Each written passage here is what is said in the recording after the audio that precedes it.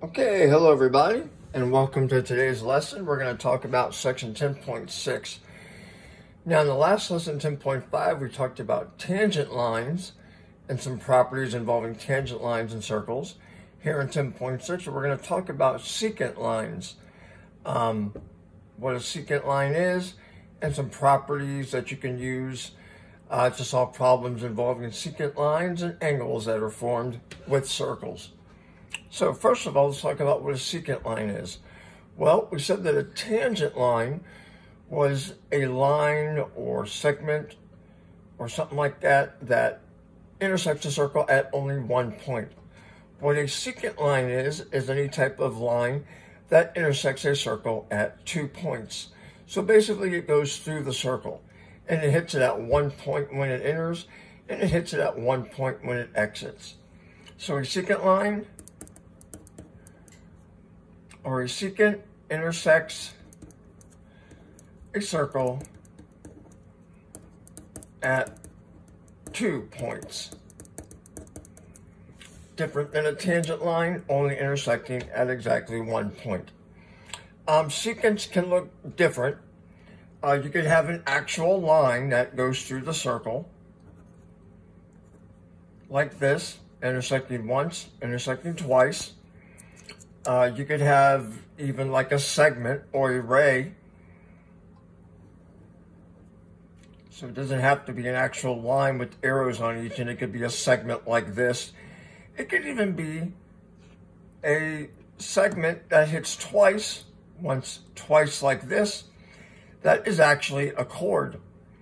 None of it's outside the circle. It doesn't have to be. You could even have part of it inside, part of it outside. I mean, it just depends. All of these are secants because they hit the circle in 2 points. So a chord is also a secant, okay? So any of these properties that we're going to talk about and use in problems that work for secants, they also work for a regular chord. All right, so let's look at the first property. We'll write it out, illustrate it. The first property says that if you have something like this, you have 2 chords or secants, and they intersect or cross inside the circle. So this is for 2 secants that intersect inside the circle. So you'll notice that you have several angles that are formed in here. We'll call this angle 1, this angle 2. Now look, you also have normal vertical angles. These angles are the same because they're vertical, and these are also the same or congruent because they're vertical, okay? Now, before I tell you the property as to how you would find these angle measures, don't make this mistake. A lot of people make this mistake. Remember we talked about earlier in the chapter that the central angle is the same measure as the intercepted arc. But remember, that has to be a central angle. Some people look at this circle and they think that angle 1 is the same as this arc measure. It is not, because it's not coming from the center of the circle. If it was coming from the center of the circle, sure, it would be the same as the arc. So look, guys, this angle 1 is not the same as this arc. And this angle 2 is not the same as this arc. That's only for a central angle, okay? It's a lot different than just that. All right, so here is how you would find the measure of, say, angle 1. If you look at angle 1, and this is also angle 1, these are the same measures, so we'll label this angle 1 also. If you look across from angle 1 on both sides, you have 2 intercepted arcs. You have one here for this angle 1, and on this side, which is the same as angle 1 here, you have this intercepted arc on this side of the circle. For this angle 1, both vertical angles, which are the same, you really have 2 intercepted arcs, one on this side, one on that side. The measure of this angle 1 is the average of these two arcs. So you simply add and divide by 2, and that will give you the measure of each of these angle 1s, which are the same because they're vertical angles. So we'll call this arc A, and we'll call this arc B. All right, so the measure of angle 1 is the average of the two intercepted arcs. Okay? So to get the measure of angle 1 here, you would simply add arc A with arc B, whatever the measure of those are, and divide by 2, because that's how you find the average, and that will give you the measure of angle 1. Okay? If you wanted the measure of angle 2, you would have to add these two arcs together and divide by 2. Take the average of those two. Okay? All right, so that's the first property about two secants intersecting inside the circle. All right, the second property. Okay, the second property you use if you have a tangent and a secant that intersect on the circle. So this is what you use. This property is what you use when you have a tangent and a secant that intersect on the circle. All right, it's got to be on the circle because a tangent can't go inside the circle or else it'll hit it twice, and we know tangents only hit it once. Now, if you look at this, this is kind of like a property we already know. If you look at the angle that's formed, you have one here and you have one here. This is your secant, this is your tangent intersecting on the circle. Well, this is basically, since the angles are on the circle, these are really inscribed angles, all right? So the angles that are formed when you have this situation are really inscribed angles. Okay? And we've talked about inscribed angle measure. We've said that the inscribed angle measure is half of the intercepted arc. And this is the same property. This is the same thing. So this measure of angle 1, if you were to get this measure of angle 1, the intercepted arc is all of this. From here all the way around. Okay? So if you want to get the measure of angle 1, you would cut the intercepted arc in half. If you want the measure of angle 2, this intercepted arc is right here. So you would chop that arc in half. Okay? So it's the same property pretty much we've talked about. All right, so we'll just write this on the measure of angle 1 is 1/2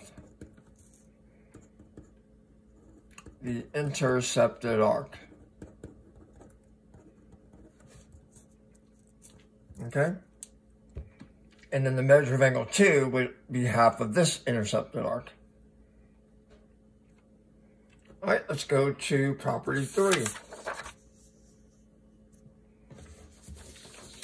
Okay, property 3 is for this type of situation. You have two secants. Here's one, here's the other. But look where they intersect. They intersect and make an angle. They form an angle on the outside of the circle. So this property is for two secants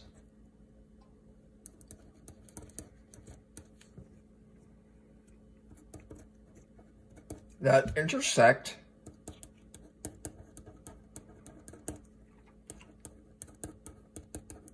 outside the circle. They intersect and form an angle on the outside of the circle. All right, so the way you would get the measure of angle 1 It's not the same as the first property from the other side of the notes. You don't just take these two intercepted arcs, the two that are on the inside of the angle sides. You don't just take these two, add them together, and divide by 2. You don't just take the average. Okay, that's for two secants that intersect on the inside of the circle from property 1. This is different, just a little bit different. The way you would find the measure of angle 1 is you wouldn't add and divide by 2. You would subtract and divide by 2. So let's call this arc A and this arc B. Okay? Measure of angle 1 equals, you would subtract the two arcs and divide by 2, not add and divide by 2. So the measure of angle 1, arc B, the bigger arc, minus arc A, the smaller arc, divide by 2. Subtract arcs, divide by 2. All right, that's how you find the measure of an angle formed by two secants intersecting outside the circle. Okay? Now, you do the same thing if the picture or diagram or figure looks like this. If you have two tangents, see how they form an angle on the outside like this? But it's two tangents, not two secants.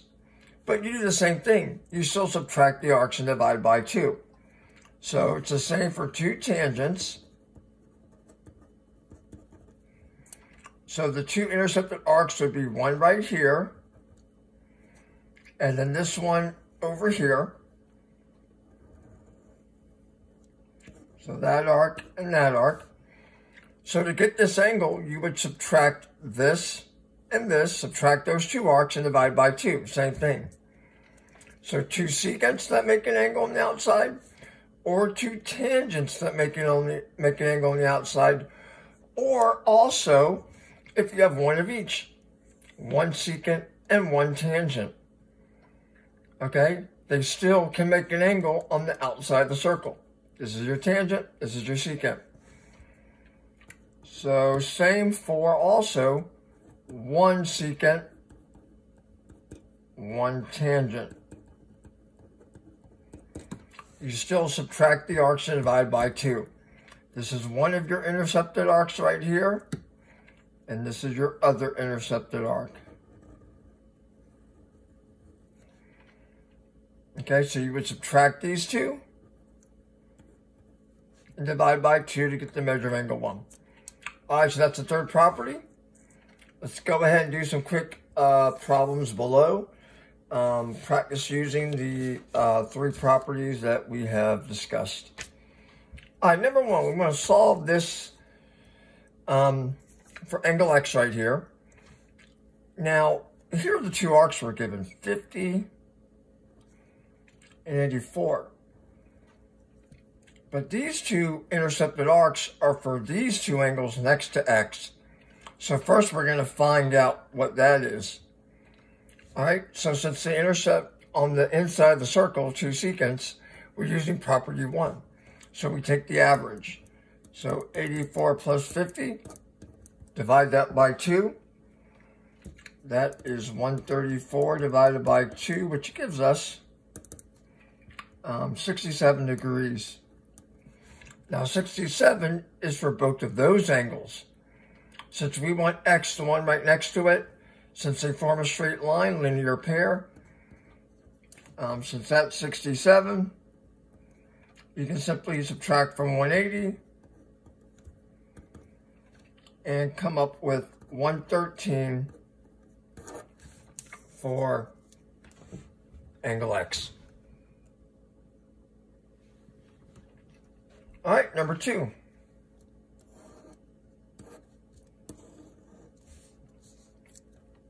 All right, we want to solve for the measure of arc.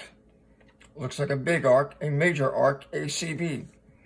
So let's look at where ACB is. ACB starts here, goes through C all the way around to B.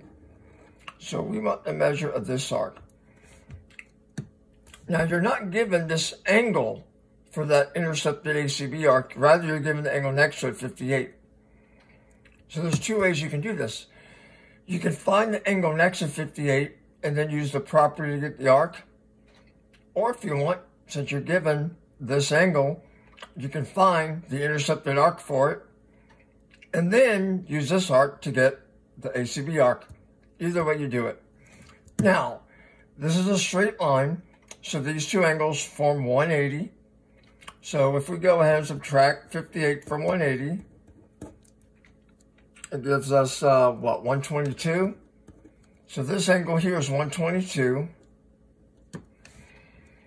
And the second property from the front, or from the other side of the notes, says that the intercepted arc is double this. So the angle is half the intercepted arc. So the intercepted arc, we would double 122. So 122 times 2 will give us 244 for that intercepted arc. Okay? So that's using the second property. All right, we're going to finish up with a few where we use the third property from above. All right, number 3, let's look. We're going to find arc CD, which is this arc right here. All right, so we have a secant and a tangent intersecting and forming a 28-degree angle on the outside of the circle.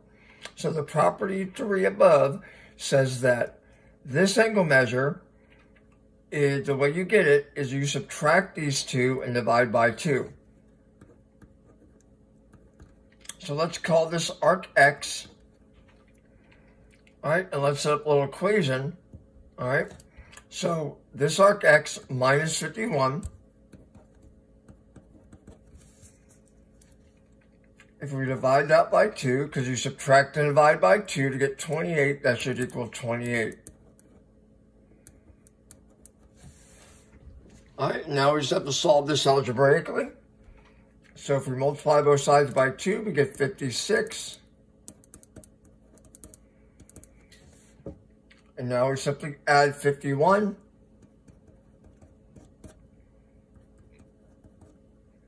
And that arc X is 107.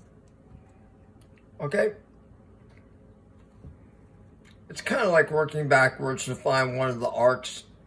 If you need the angle, we'll just subtract and divide by 2.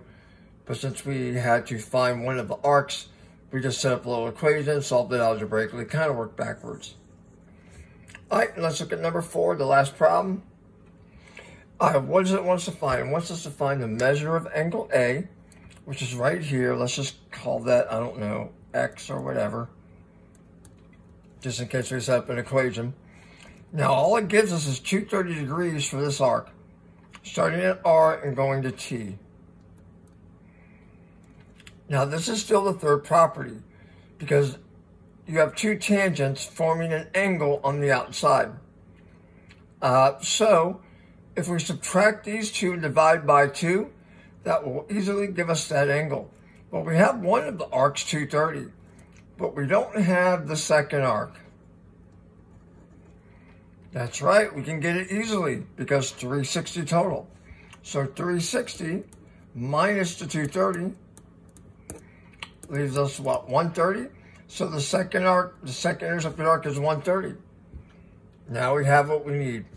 We can simply apply the third property. We can subtract these two and divide by 2. So 230 plus 130.